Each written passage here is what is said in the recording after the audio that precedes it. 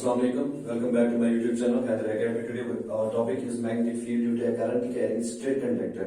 क्या किस तरीके से मैग्नेटिक फील्ड बनता है अगर कहीं पे किसी कंडक्टर के अंदर करंट चल रही है लेकिन वो स्ट्रेट लाइन में चल रहा होगा, ठीक है ना।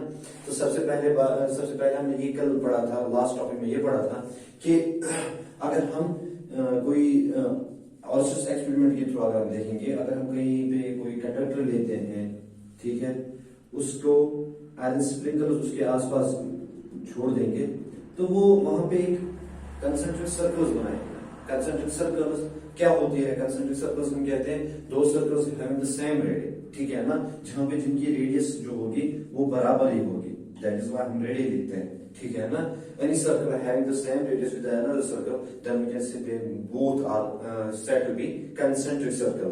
अब यहाँ पे क्या है, यहाँ पे पॉइंट है कि अगर किसी भी कंडक्टर के अंदर कोई भी कंडक्टर हमारे पास होगा तो अगर उसमें करंट स्ट्रेट मूव कर रहा होगा, स्ट्रेट लाइन मूव कर रहा होगा, तो वहां पे किस तरह का मैग्नेटिक फील्ड प्रोड्यूस होता है वो हमें पॉइंट देखना है, ठीक है।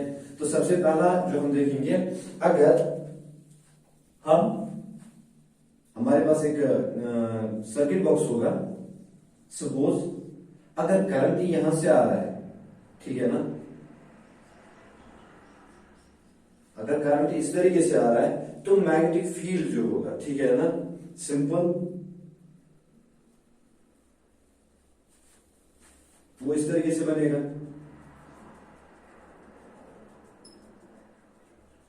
अगर करंट एंटी क्लॉकवाइज मूव कर रही है तो जाहिर सी बात है मैग्नेटिक फील्ड भी यहां पे क्या होता है, anti clockwise. Same is the case with the, अगर अब उल्टा होगा यानी कि क्लॉकवाइज डायरेक्शन में चल रहा होगा तो मैग्नेटिक फील्ड भी क्या होता है, क्लॉकवाइज डायरेक्शन में। तो इसके लिए पॉइंट है यहाँ पे, जो जरूरी पॉइंट है उसके लिए आपको मेंशन करना है, there exist a magnetic field around a straight current carrying conductor and it is in the form of concentric circular field line with the conductor at the centre.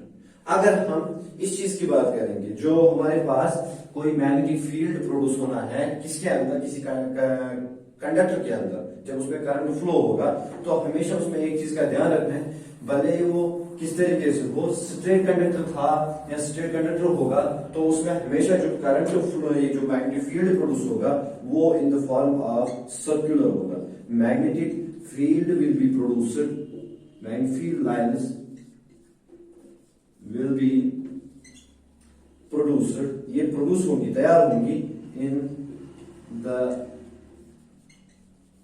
circular lines at center and are, और इनको हम क्या कहते हैं, said to be concentric circles, ठीक है। यहां पे ये पॉइंट है। अब सपोज अब किस तरीके से डायरेक्शन पता चलेगी, ठीक है ना। डायरेक्शन में सिंपली उसके लिए हम राइट हैंड थंब रूल इस्तेमाल करते हैं। तो राइट हैंड थंब रूल क्या कहता है कि suppose this is right hand, अब मैंने ऊपर रखा, that's a thumb, this represents the current, ठीक है।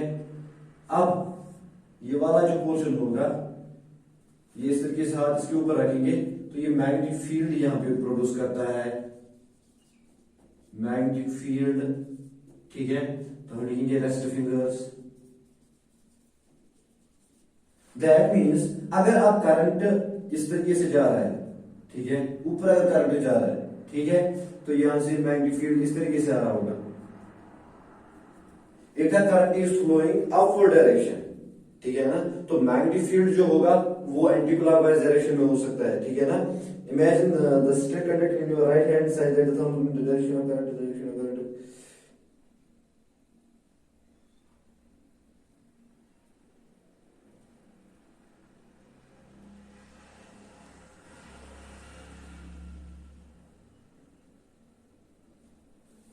सिंपल, अगर करंट थंब जो है according to right hand thumb rule, according to right hand thumb rule, ठीक है ना।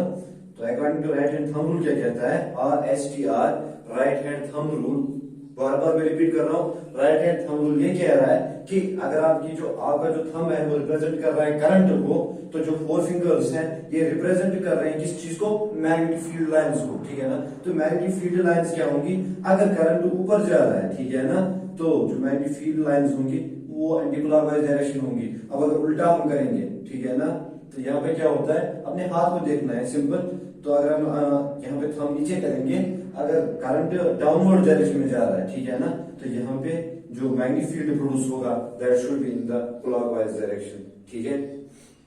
Now the question is magnitude of magnetic field.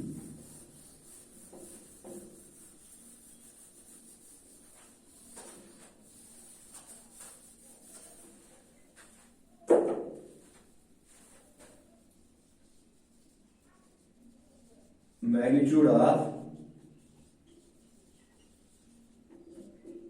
Magnetic field, तो magnitude हम सिंपली कहते हैं जब करंट होगा तब मैग्नेटिक फील्ड होगा।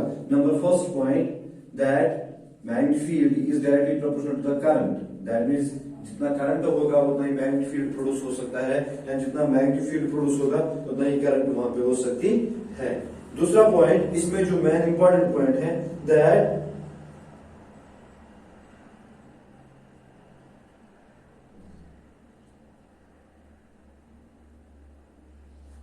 अगर मान लो कि जो डिस्टेंस है between the conductor and the deflection needle increase की जाएगी, ठीक है ना, अगर वहां पे उनके बीच में डिफ्लेक्शन ये जो डिस्टेंस है between the conductor and the compass needle, ठीक है ना, उनके बीच में अगर थोड़ी बहुत डिस्टेंस में बढ़ा देंगे तो मैग्नेटिक फील्ड नहीं होगा, ठीक है ना, मैग्नेटिक फील्ड इंक्रीज नहीं होगा बल्कि वो डिक्रीज होगा, तो डिफ्लेक्शन ऑफ नीडल डिक्रीज।